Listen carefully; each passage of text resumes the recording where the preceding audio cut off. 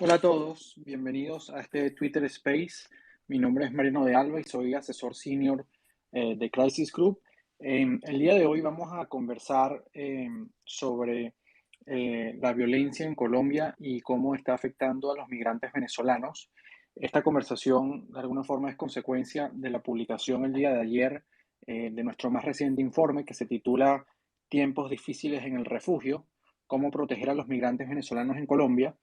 Y para esta conversación me acompañan, en primer lugar, nuestro consultor Brameus, que es el autor del reporte, y también Glaeldis González, que es nuestra Justra Fellow venezolana y que en este momento está residenciada en Bogotá. De alguna forma creo que el informe tiene un enfoque muy importante, pienso yo, en el sentido de que pues hasta ahora la perspectiva de Venezuela como a nivel internacional de la inmensa migración venezolana que ha ocurrido sobre la región latina en los últimos años, es que había de alguna forma dos grandes aristas que los estados y los gobiernos tenían que tratar de implementar, ¿no? La primera, era la recepción de esos migrantes y refugiados. Y en segundo lugar, sobre todo, pues, una vez transcurrido un poco más de tiempo, la integración de esos migrantes y refugiados venezolanos. En el caso de Colombia, eh, eh, pues la perspectiva internacional es que la recepción de esos migrantes y refugiados venezolanos ha sido pues magnífica porque eh, Colombia es uno de los estados, quizás el estado no solo que ha dado al mayor número de venezolanos, más de 2 millones, sino que también en ese apartado de la recepción ha puesto, ha implementado uno de los programas más generosos para que los venezolanos que han llegado a su territorio pues puedan asentarse allí, ¿no? Y el propio gobierno hasta hace algunos días, el gobierno de Iván Duque, pues puso mucho énfasis en el tema de que ya había que poner el acento en la integración, que de alguna forma es el segundo paso donde pues hay que tratar de buscar cómo se integra a esos venezolanos a la sociedad colombiana. Yo creo que este informe, de alguna forma, eh, pone nuevamente el acento un poco en el tema de la recepción, donde es evidente del marco legal que el Estado, que el gobierno colombiano ha implementado para recibir a esos venezolanos. Es evidente que un número muy importante de esos venezolanos siguen teniendo o siguen enfrentando grandes problemas al llegar a territorio colombiano, y por lo tanto hay una serie de retos que en gran medida tienen que ver con la situación de la violencia en Colombia y también obviamente con los de la pandemia, el efecto económico que ha tenido eso, por ejemplo, en el mercado laboral colombiano.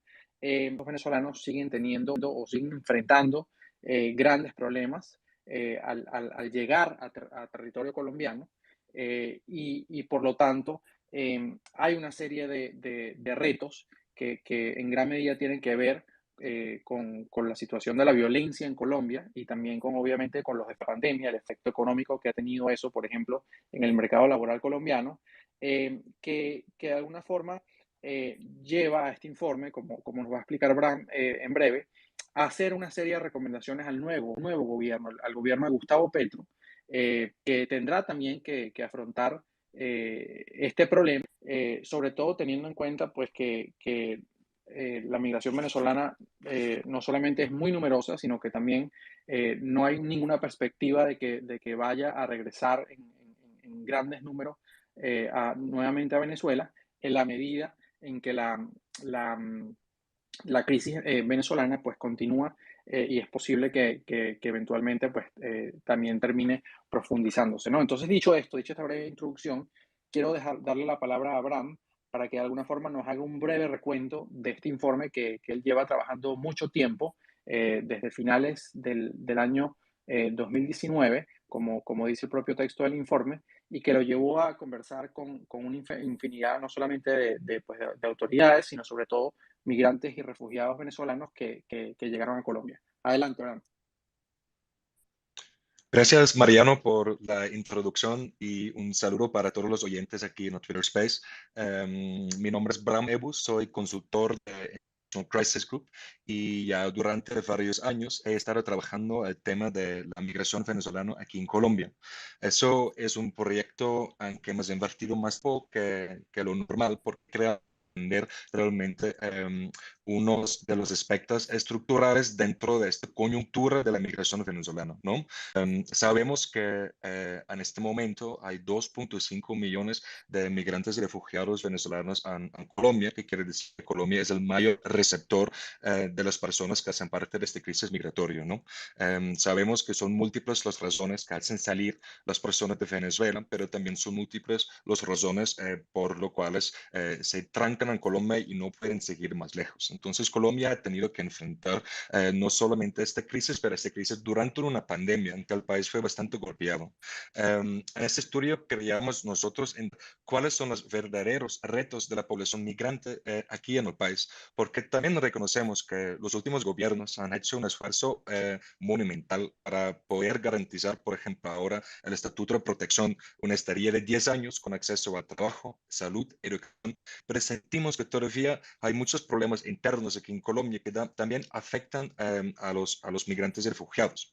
Um, para no únicamente enfocarnos a la frontera, donde siempre se llevan a cabo las investigaciones sobre el fenómeno migratorio, también decidimos que hay que mirar un poquito más adelante, por ejemplo, en los centros urbanos, pero también en zonas muy lejos de las rutas comunes de la migración.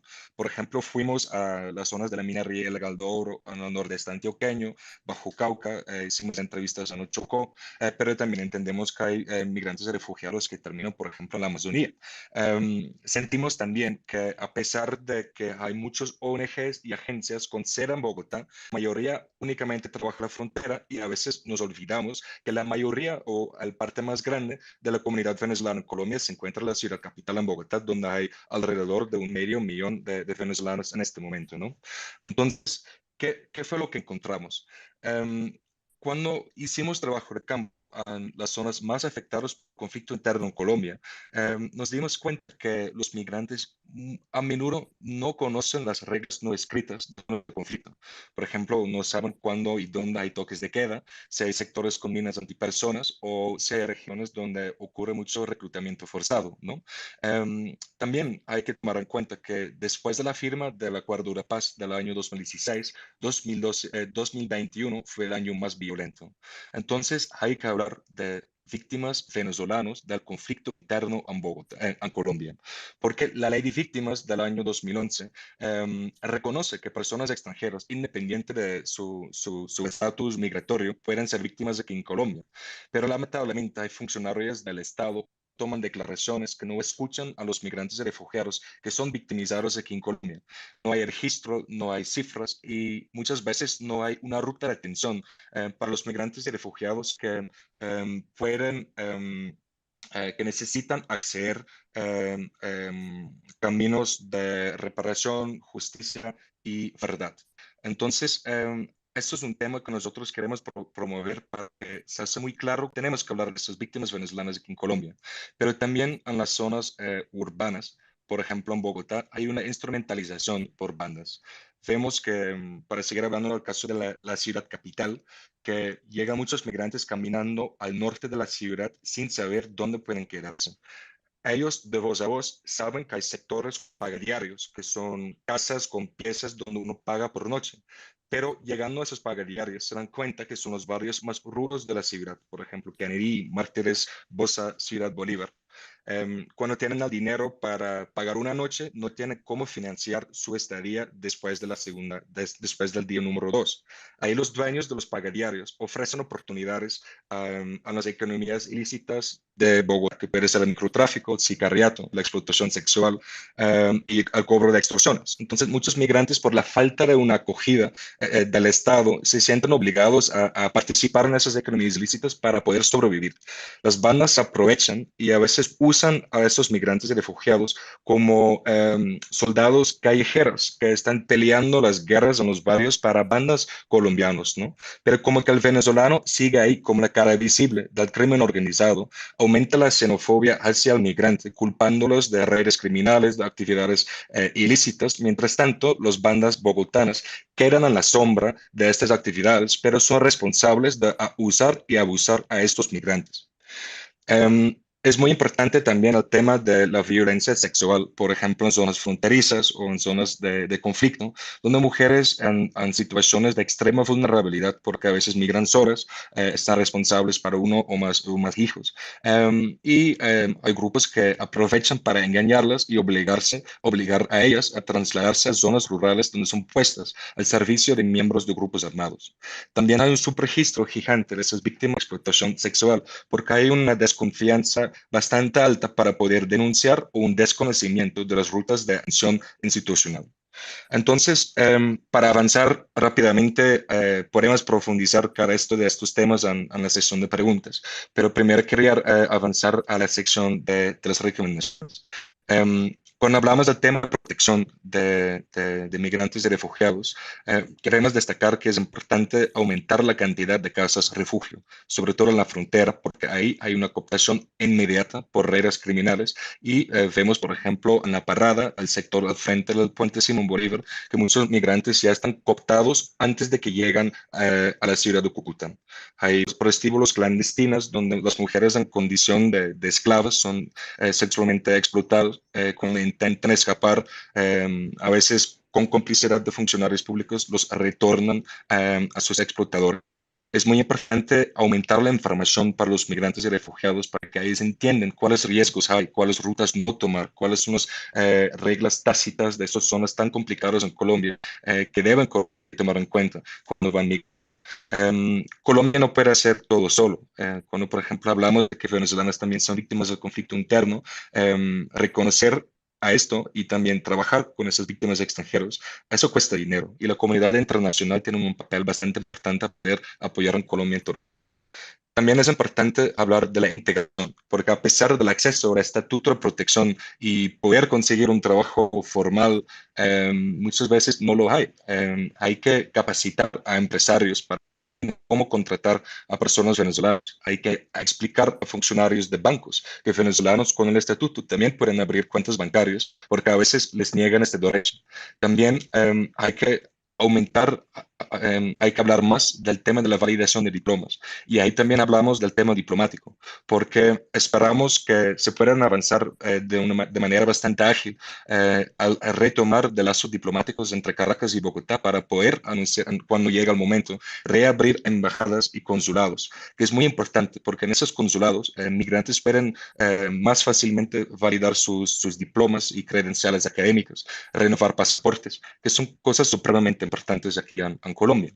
También con el retomar de relaciones diplomáticos, se puede y se está discutiendo cómo podemos abrir las fronteras, porque ya todas estas cierres de frontera han afectado mucho los derechos humanos de los migrantes que no solamente cruzan hacia Colombia, pero también los que quieren volver, porque a menudo están obligados a tomar pasos informales, donde encuentran actores armados que los tratan de manera bastante violenta y los extorsionan. Poder usar de una manera controlada los puentes formales también aumenta la seguridad de los migrantes y refugiados. Entonces sí, vemos que hace mucho sentido poder abrir esas fronteras desde una perspectiva de derechos humanos, pero sabemos que todavía hay un camino de diplomacia que hay que tomar primero. Entonces dejo mi introducción hasta aquí. Muchas gracias, Bram. Bueno, yo creo que vamos a conversar un poco sobre todos los temas que Bram ha mencionado en detalle, pero bueno, primero también quiero dar la bienvenida a Glaelis, que como decía antes, es nuestra Justra Fellow, que es venezolana y además recientemente pues, se mudó a Bogotá para trabajar con Crisis Group.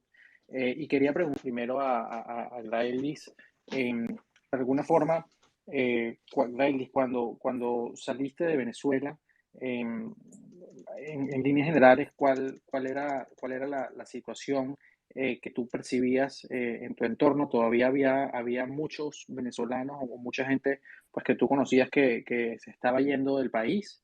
Eso por una parte, y luego también, una vez que llegas a Bogotá para establecerte y empezar a trabajar, de alguna forma, te encuentras con, obviamente, con un número muy importante de venezolanos que hay en Bogotá. ¿Cuáles fueron, qué fue de alguna forma lo que más te sorprendió de esa situación de un gran número de migrantes venezolanos en Bogotá y en Colombia? Y de alguna forma en tu día a día, qué interacción o qué puedes rescatar o resaltar de la situación que están enfrentando los venezolanos en Colombia?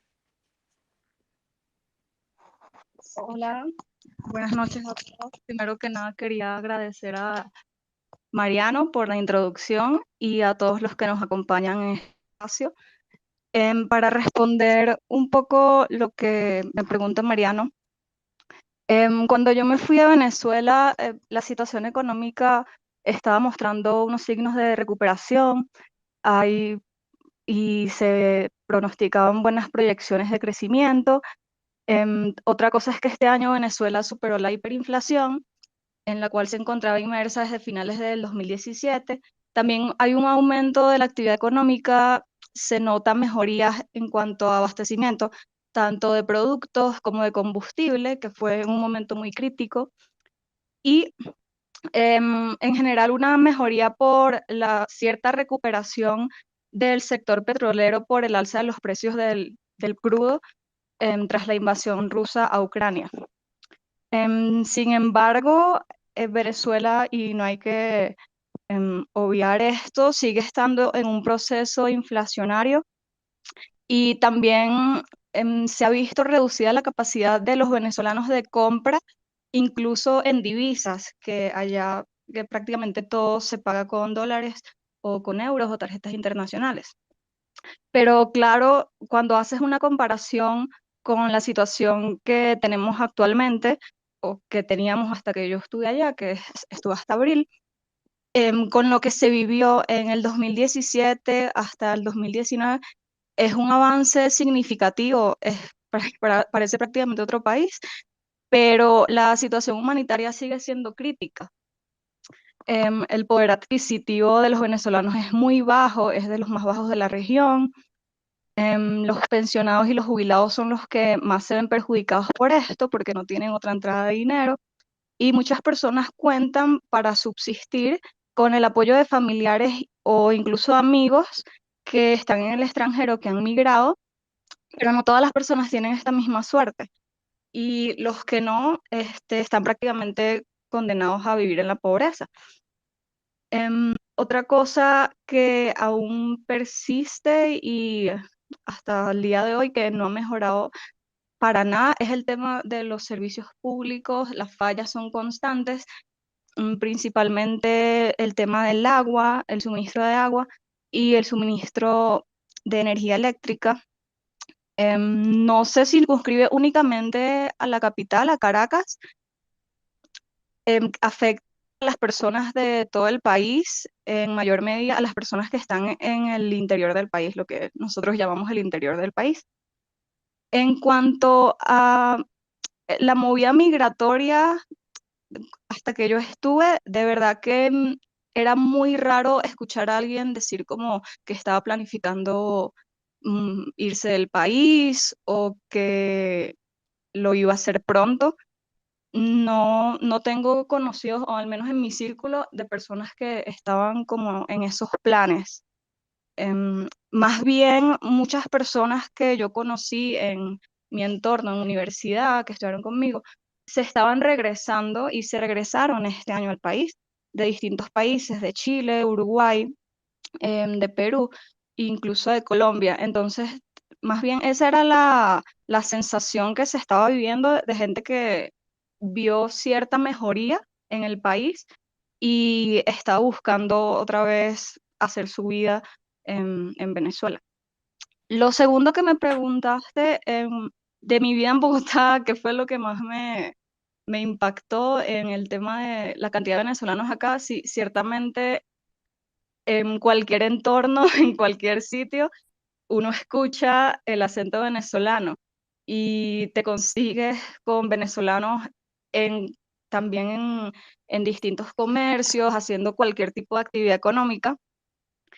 Y ciertamente muchos viven en una situación muy precaria se nota que no tienen un trabajo formal, la mayoría está como vendiendo cualquier cosa en la calle y haciendo lo posible como para recaudar dinero y subsistir, como el día a día. Lo otro que quería mencionar de ese tema, este, en cuanto a un poco de choque cultural de Bogotá, primero que lo comparten otros venezolanos también y que mis colegas también lo saben porque siempre se los comento, es el tema del clima, claro, es algo personal. Conozco gente que viene de otras regiones que no les afecta para nada, otras regiones de Venezuela. Y en cuanto a la cultura, sí hay como cosas de la vida cotidiana, ciertas costumbres y expresiones que al principio pueden resultar un poco como un choque cultural. Voy a decir como llamar al café con leche perico o decirle a los niños chinos, eso a los venezolanos es como un choque lingüístico, pero creo que a la larga uno se va familiarizando con esas cuestiones. Y bueno, hasta ahora eso era lo que quería comentar. Gracias. Muchas gracias, Gladelis. Bueno, aclarar que Gladelis se mudó a Bogotá en abril de este año, ¿no? Para estar claros los tiempos. Efectivamente, hubo una gran ola migratoria desde Venezuela hacia Colombia, diría yo, empezando en el año 2014, como bien refleja el informe. Ha habido varias olas. Eh, y creo que la más significativa en términos de números de venezolanos a Colombia llegó a Colombia entre el año, probablemente del año 2017 y el año 2019, eh, pues, donde de alguna forma se hicieron muy famosos el problema de los caminantes venezolanos, personas que salieron de Venezuela desde sitios muy lejanos a la frontera caminando y caminando pues cruzaron hacia Colombia y empezaron a tratar de buscar dónde establecerse, ¿no? Pero quizás vale la pena para esta conversación en dos grandes grupos, ¿no? En primer lugar, en la situación que muy bien refleja el informe sobre las condiciones de los venezolanos en Colombia. Eh, yo creo, Bram, que hay un antes y un después, ¿no? Un antes y un después que lo marca sobre todo el asunto de la pandemia, ¿no? Porque Colombia venía disfrutando una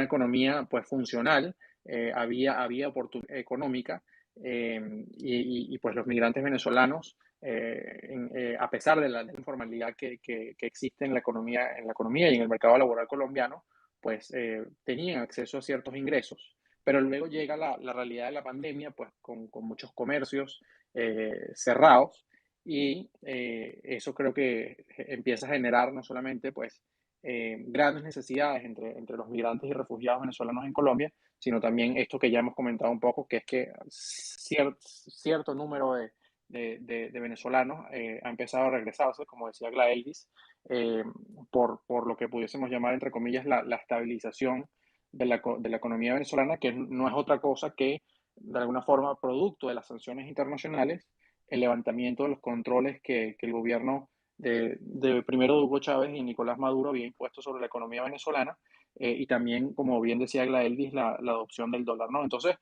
Bram, para hacer la primera ronda de preguntas y decir que cuando falten 15, 10 minutos vamos a abrir espacio para preguntas de la audiencia, pero quería preguntarte primero, eh, en tu investigación que empezó antes de la pandemia, ¿cuáles fueron las grandes diferencias que tú notaste en la situación de los migrantes y refugiados, sobre todo desde el punto de vista del mercado laboral y obviamente los servicios, el acceso a los servicios públicos en Colombia, servicios como salud, educación, etcétera, etcétera, ¿no?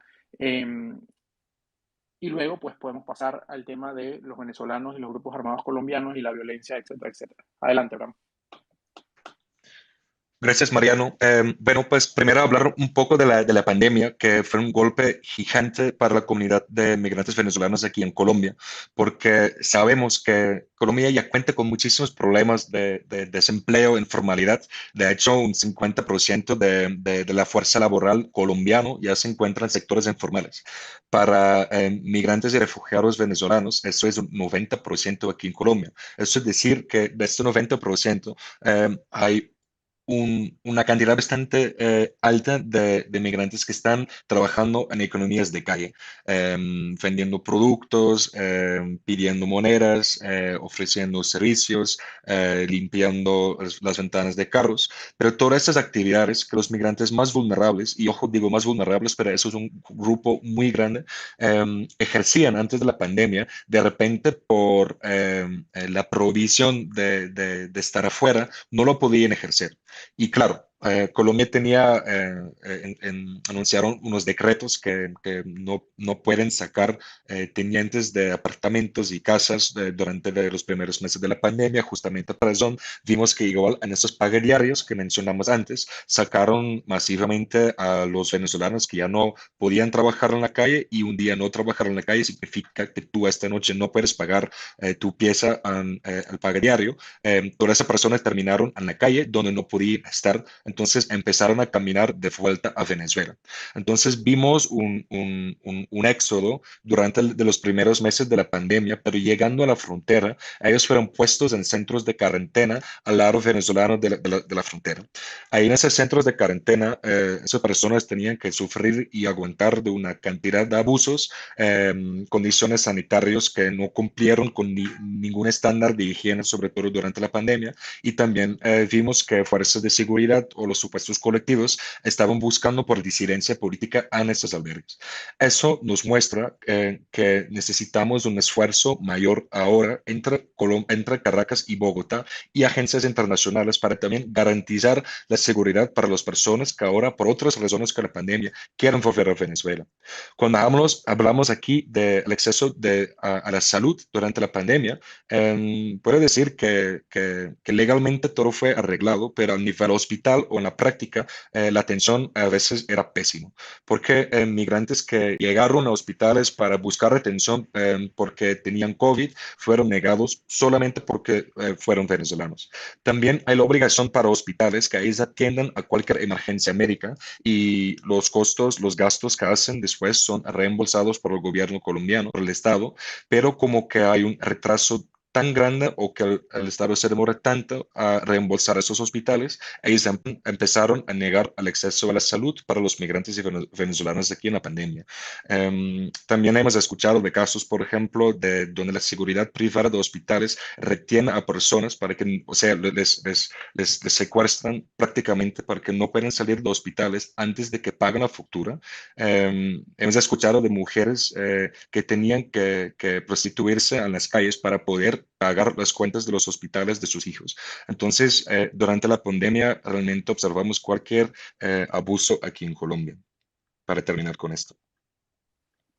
Vale, Bram. Y sobre el otro tema que de alguna forma es el punto central del enfoque, pues ya tú nos has contado que en primer lugar hay un gran número de venezolanos que llegando a Colombia por no conocer de alguna forma las reglas o lo que pudiésemos llamar los códigos informales de cómo es la situación en Colombia, y un país que ha estado inmerso en un proceso de violencia por muchísimos años, pues terminan siendo víctimas de reclutamiento por parte de los grupos armados colombianos. Entonces, quería hacerte dos preguntas con respecto a eso.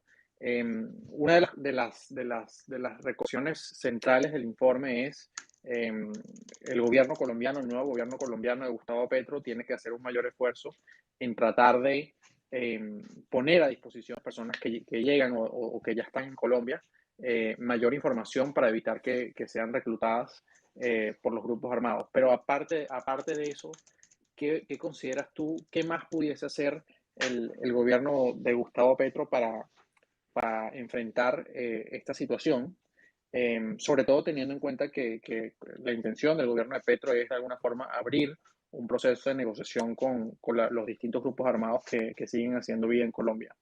Y luego está el punto de, quizás volviendo a las ciudades, a los centros urbanos, está el punto de una gran discusión que también está muy relacionada con algo que conversábamos al principio, que es el tema de la xenofobia, que es esta percepción en algunos círculos en Colombia de que ciertos índices de aumento de la criminalidad tienen mucho que ver con la llegada de los venezolanos. Entonces, obviamente durante tu investigación hablaste con un número importante, no solamente de venezolanos que están en Colombia, sino también con autoridades gubernamentales, inclusive pues miembros de grupos armados.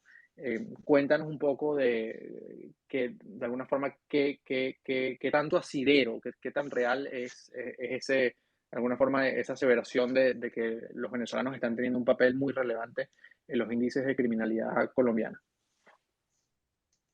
Gracias, Mariano. Pues para primeramente hablar un poco sobre zonas rurales con fuertes dinámicas de conflicto. Identificamos que a veces las mejores oportunidades para migrantes y refugiados, sobre todo los que no cuentan con papeles para intentar encontrar un empleo formal, les queda ninguna opción sino rebuscarse en economías informales e ilegales. Ahí, en esas zonas rurales que cuentan con economías como la minería ilegal, cultivos declarados ilícitos y su procesamiento, yo perfectamente entiendo que al norte de Santander, un migrante que no logra encontrar un trabajo en la ciudad de Cúcuta, que es la ciudad fronteriza más grande en Colombia, que cuenta con muchísimos migrantes y refugiados y altas tasas de desempleo, yendo unas horas en bus hacia el norte, fácilmente encuentran empleo en la raspa de la hoja de coca y ahí les pagan por día, les pagan por producción, les dan 2 o 3 comidas por día y les dan un donde dormir, que realmente si tú quieres sobrevivir, ahorrar un poco para mantener a los hijos, es la mejor opción, considero yo, ¿no? Entonces también sabemos que al hecho de que muchos migrantes y refugiados son absorbidos por esas economías ilícitas, es una consecuencia de la falta de la oferta formal de empleo, porque no lo hay o porque no hay la conexión entre demanda y oferta cuando hablamos de la población migrante.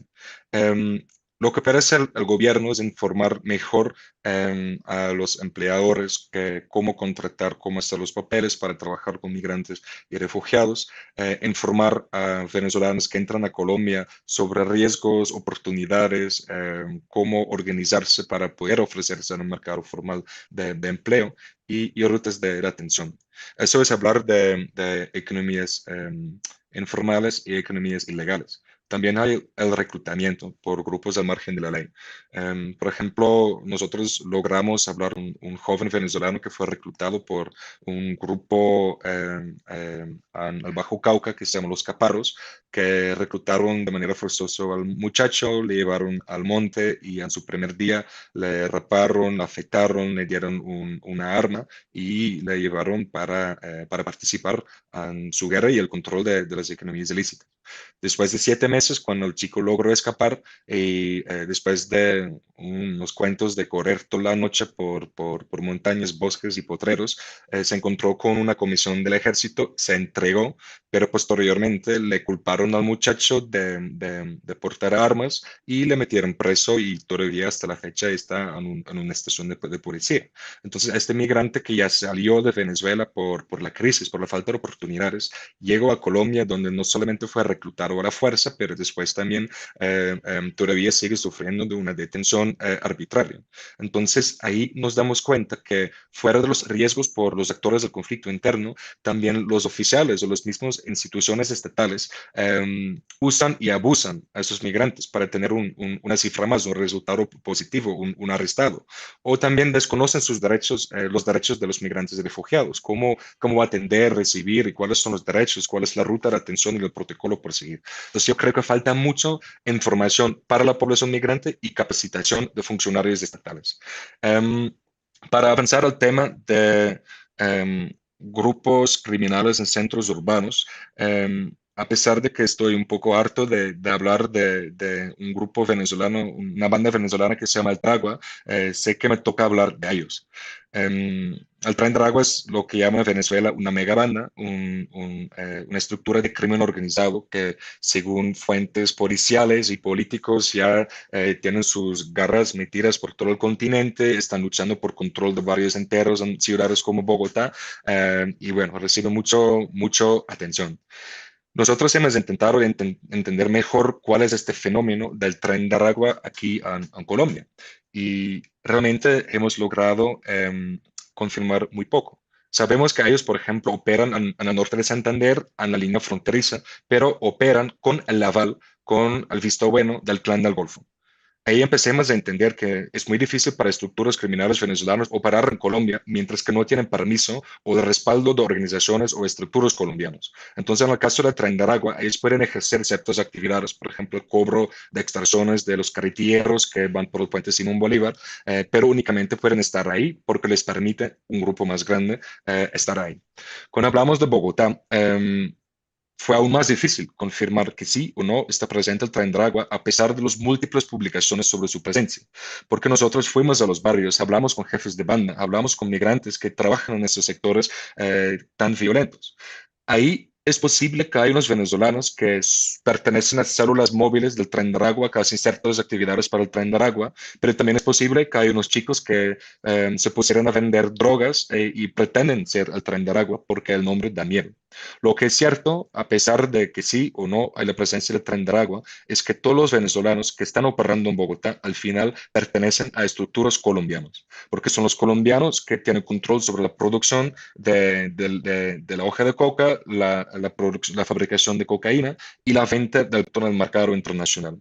Para el microtráfico o el narcomenudeo en centros urbanos, hay una cierta terciarización o subcontratación donde de manera muy barata instrumentalizan a venezolanos para encargarse de este narcomenudeo. Por lo tanto, es muy fácil a venezolanos en crimen organizado porque ellos son la cara visible en las calles. Hablando con un jefe de banda en Bogotá, él está muy feliz que se habla tanto del Tren de Aragua porque él queda en la sombra. Él dice, mientras que siguen hablando del Tren de Aragua, corre el agua sucio para ellos y nosotros sigamos limpios. Con eso se refiere al crimen organizado colombiano. Por lo tanto, pensamos que es muy importante entender mejor esas dinámicas criminales para saber si realmente hay la amenaza del crimen organizado de Venezuela o si más bien hay una amenaza de que nosotros no cuidamos de los migrantes que están llegando y que ellos caen en las garras del crimen organizado colombiano, que les están instrumentalizando y como que la mano de obra del migrante es tan barato, se puede aumentar, crecer la economía criminal. Vemos que en garras de bandas en Bogotá, que bandas colombianos usan a los venezolanos para pelear territorio.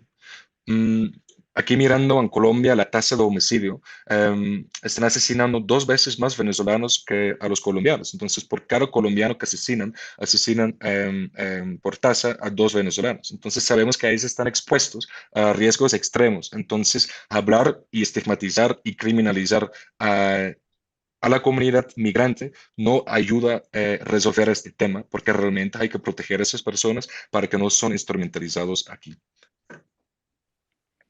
Muchas gracias, Bram. Justamente uno de los asuntos que el informe refleja y que yo creo que va a ser, con el paso del tiempo, pudiese llegar a ser un tema de gran interés, además ahora que está planteada la recomposición de las relaciones pues, diplomáticas y consulares entre el gobierno de Gustavo Petro y el gobierno de Nicolás Maduro en Venezuela, es el posible retorno de venezolanos que están en Colombia y también en otras partes de América Latina a Venezuela, que como decía Glaelis, es un fenómeno que ya este año se ha empezado a percibir, al menos en las grandes ciudades de Venezuela, como Caracas.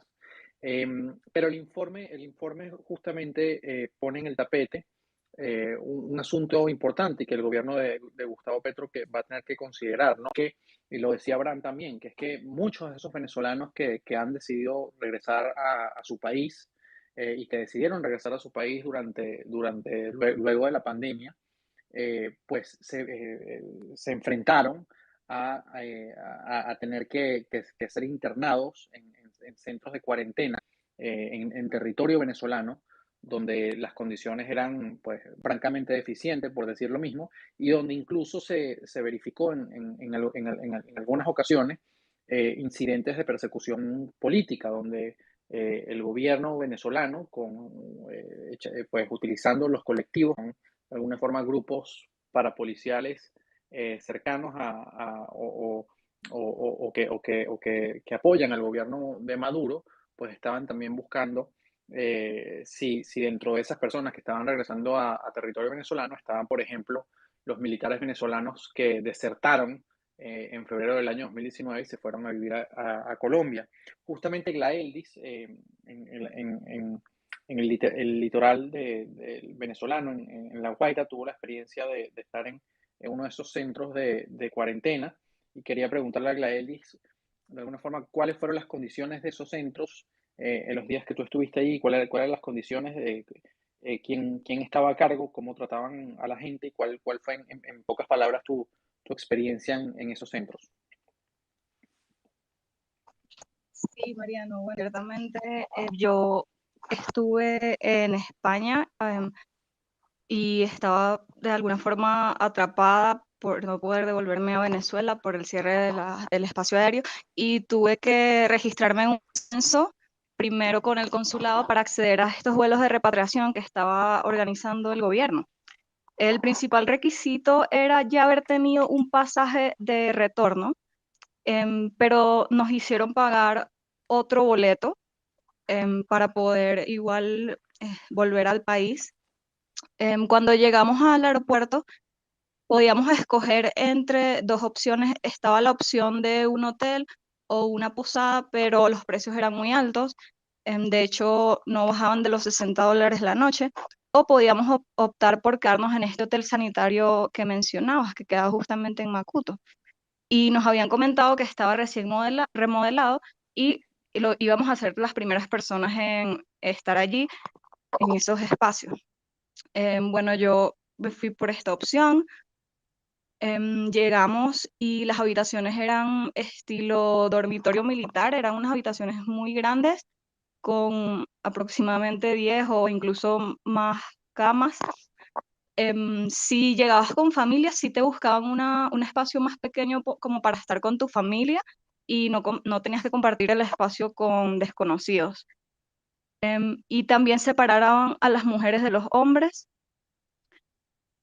Y bueno, ciertamente este espacio se llamaba Hotel Sanitario, pero durante la semana y media, casi 2 semanas que estuve allí, nunca, no hubo servicio de agua y eso que el propósito era estar en un sitio en cuarentena para prevenir la propagación del COVID y teníamos que compartir un baño comunal, había unas era unos recipientes de agua que sacábamos con un bote de plástico para hacer lo mínimo, buscando ahorrar lo más posible. Y bueno, básicamente no había un cumplimiento de ningún protocolo de prevención del COVID. Además, nos habían garantizado la comida, se supone que este era un espacio para personas que no podían costear otra cosa, y iba a ser gratis. El primer día sí nos dieron la comida gratis y ya el segundo día empezaron a cobrarla. Si no recuerdo, como $5 el almuerzo y $2 las cenas y los desayunos. Y este es un monto que nadie podía costear porque ya las personas venían sin poder adquisitivo, estaban atrapadas en España y no tenían dinero. Y muchas familias prefirieron dejar de comer o solo comprar una comida para dársela a sus hijos, a los más pequeños. Esto ocasionó un descontento general de todos los que estábamos allí y las personas después exigieron tanto la restitución del servicio de agua como la garantía de que estas personas no se quedaran sin comer tanto tiempo, porque tampoco había la opción de buscar afuera alguna comida en algún abasto, no podíamos salir. Y bueno, al final sí se resolvió esta situación, le brindaron a las personas la comida y ya cuando casi prácticamente nos íbamos, volvió el agua. De esta experiencia sí puedo resaltar como cosas positivas de alguna forma, de todo lo que viví allí, es que ciertamente las instalaciones estaban nuevas. Cuando yo llegué, claro, después vinieron muchísimos grupos más, no sé cómo siguió eso allí. Y sí, la comida que nos servían era bastante decente. Entonces, fue un momento que también compartiendo este espacio con tanta gente desconocida, había mucha precaución como por las pertenencias personales y nada, pero al final nos dejaron ir después de casi 2 semanas y nos dieron el resultado de la prueba del COVID muchísimo después. Eso es todo, gracias. Muchísimas gracias, Gladys. Ya vamos a abrir a posibles preguntas de la audiencia y también hemos recibido algunas preguntas en comentarios que vamos a elegir algunas para leerlas, pero que quería preguntarle en primer lugar a Abraham brevemente para luego dar paso a la audiencia. Eh, quizás uno de los temas centrales actuales es el tema del restablecimiento de relaciones entre el gobierno de Gustavo Petro y el gobierno de Nicolás Maduro. Y justamente en la parte de recomendaciones del informe se habla sobre las posibilidades que puede otorgar el restablecimiento de la diplomacia bilateral para justamente atender el tema de la situación que enfrentan los migrantes y refugiados venezolanos en Colombia. Entonces quería preguntarte eh, ¿qué se puede esperar en términos de acciones concretas que tengan un impacto y que beneficien a los venezolanos en Colombia con el posible restablecimiento de esas relaciones? Gracias, Mariano, por tu pregunta. Yo creo que una vida más segura para los venezolanos en Colombia también dependerá de mejorar los lazos entre los dos países. La reparación de las relaciones diplomáticas y consulares es ahora más probable con el gobierno de Gustavo Petro. Hay que recordar que cuando fueron presidentes Hugo Chávez y Álvaro Uribe, a pesar de las relaciones muy complicadas, la pelea ideológica, ellos hablaron, mayormente mantuvieron abiertas las fronteras, hubo una economía bilateral que a veces florecía y sabían manejar su pelea política sin perjudicar a las comunidades fronterizas. En 4 años de gobierno Duque, entre el mismo y Nicolás Maduro, ni hubo una llamada telefónica y retrocedemos bastante en el tema de manejo de fronteras. Entonces yo creo que ahora hay una oportunidad de con calma mirar cómo podemos reabrir la frontera completamente, monitorear también el tema de los trochas, porque pues reabrir los pasos formales no quiere decir que de repente todo va a ser una fiesta de legalidad donde productos se muevan por la línea fronteriza pagando impuestos. También sabemos que gran parte de los sectores ilegales van a seguir por las trochas y en parte también van a entrar los puentes oficiales, ¿no? Pero yo creo que es muy importante entender que con retomar lazos diplomáticos es avanzar a reabrir consulados y embajadas. Para migrantes y refugiados aquí en Colombia es supremamente importante poder renovar su pasaporte, poder tener ayuda de un consulado con validar diplomas o credenciales académicos. Entonces, las razones por qué los migrantes y refugiados se pueden beneficiar de las frutas de retomar lazos diplomáticos entre los dos países son múltiples. Muchas gracias, Bram. Una de las organizaciones que nos está acompañando en esta conversación es la organización Barómetro Xenofobia, que justamente se dedica a estudiar los índices de xenofobia en Colombia y sobre todo pues hacia los migrantes y refugiados venezolanos. Y que yo quisiera invitarlos a la conversación para que nos cuenten un poco. Efectivamente, Bram nos hablaba antes de que hay algunos venezolanos que se han involucrado en actividades criminales y eso obviamente tiene un impacto en las posibilidades para el resto de los venezolanos de establecerse y desarrollarse en Colombia. Entonces, si nos pudiesen contar cómo están viendo ustedes que esas acciones de esos venezolanos y esa impresión que se ha instalado en en Colombia de que la presencia de los venezolanos está aumentando los índices de criminalidad, cómo está afectando a la gran mayoría de los venezolanos que no están involucrados en esas actividades.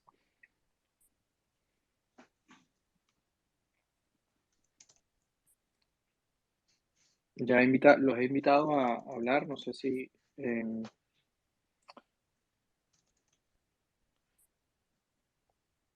están allí.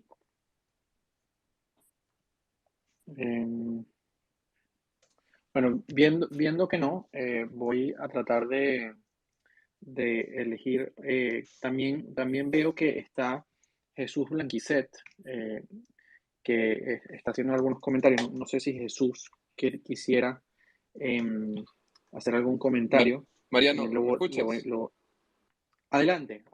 Vamos primero con el comentario de Barómetro Xenofobia. Súper. Justo estaba como aceptando la solicitud para hablar y me perdí la última parte de tu pregunta.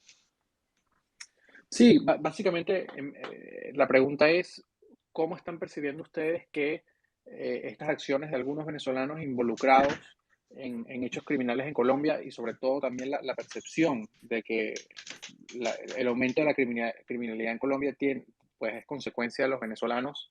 ¿Cómo está eso impactando las posibilidades de la inmensa mayoría de los venezolanos que no están involucrados en esas actividades? Muchas gracias. Un placer ser parte de esta conversación. Yo leí con mucho, y desde el Barómetro de Xenofobia leímos con mucha curiosidad y muy atentamente el informe. De hecho, sacamos una reacción hoy. Para los que no conocen el trabajo del Barómetro, el Barómetro es una organización que mide narrativas y percepciones hacia migrantes venezolanos en Colombia, Perú, Ecuador y Chile. Y esto lo hacemos para entender cuáles son estas ideas que generan rechazo y cuáles son las ideas también que generan tolerancia, y poder, digamos, incidir para mejorar estas narrativas y facilitar la integración. En ese sentido, para responder a tu pregunta rápidamente, nosotros lo que hemos visto en estos bases de trabajo es que la principal idea que genera rechazo y narrativas de exclusión hacia los migrantes venezolanos es la idea que vincula a los migrantes con crimen. Es decir, que los migrantes son los que están viniendo a aumentar el crimen o que cometen los crímenes más violentos. Y eso es algo que ocurre en todos los países donde nosotros hacemos nuestro trabajo. Vemos que hay momentos en donde ese discurso se vuelve más grave o se vuelve más violento, con llamados a la acción hacia la población migrante, como lo que está ocurriendo ahorita en Perú, que la verdad está terrible, todos estos nuevos desarrollos que están sucediendo en este momento con los cambios a la ley migratoria en el Perú. Pero ese es el principal prejuicio. ¿Cuál es el problema? Por eso yo creo que el informe que sacan ustedes es muy valioso, y que nosotros y todas las organizaciones que trabajamos por la integración tenemos un reto comunicacional muy grande. Y es cómo hacemos entender que los migrantes son vulnerables y pueden participar en el crimen, pero eso no quiere decir que los aumentos en la criminalidad son responsabilidad exclusiva de los migrantes, que en ese sentido la mejor estrategia a seguir es pues la exclusión de esta población o la no regularización. Nosotros vemos que la gente utiliza este tipo de imágenes otros, pero parecidos, para oponerse a políticas de integración como la regularización o como la inclusión a ciertos servicios públicos como la educación, el trabajo o la salud. Eh, digamos que el prejuicio del crimen no es el único. El segundo prejuicio más importante tiene que ver con la competencia por recursos. Y nosotros hemos encontrado noticias falsas en todo el continente, como que los migrantes van a vacunarse primero que la población de acogida o que acceden a mejores vacunas.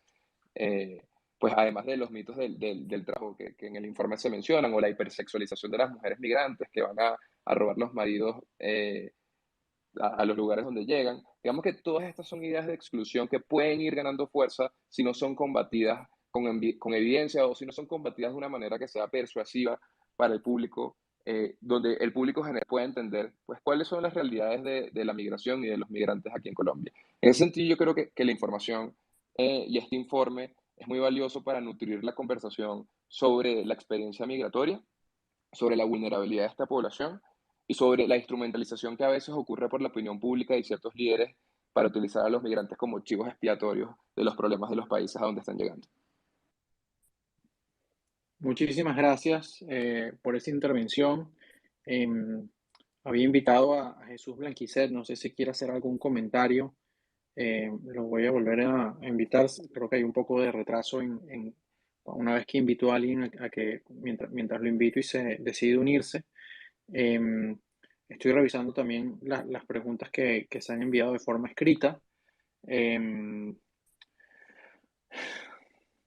Mientras tanto, creo que le voy a dar la palabra a Abraham para que nos comparta algunas de sus reflexiones finales luego de haber trabajado en la preparación de este informe. Adelante, Abraham.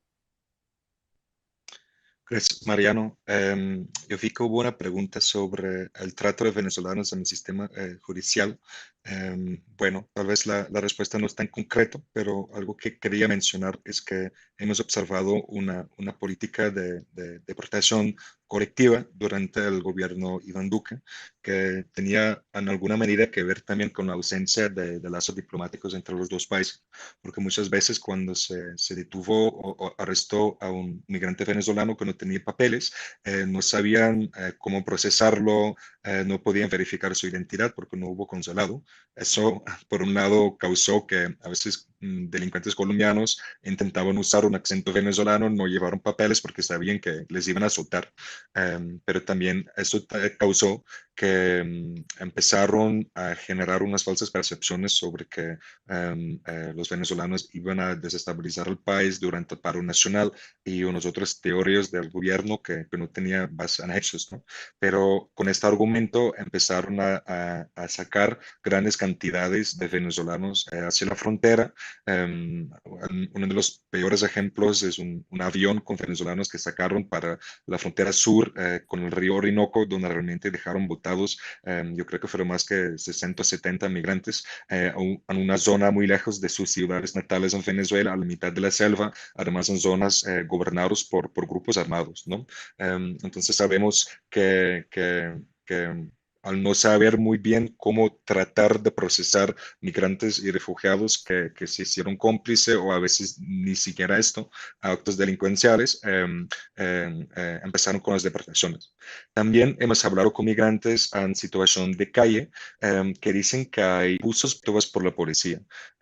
Por ejemplo, hablemos con chicos recicladores que con todos sus ahorros de unas semanas querían ir con Transmilenio, el sistema de transporte público en Bogotá, para el centro de la ciudad para comprarse unos zapatos y fueron parados y requisidos por la policía en una estación de buses donde no encontraron nada y después los llevaron para un otro sitio y les robaron los 80.000 pesos que tenían. Entonces hay muchas de esas historias y sabemos que hay una discriminación institucional por funcionarios locales en todos los sentidos, ¿no?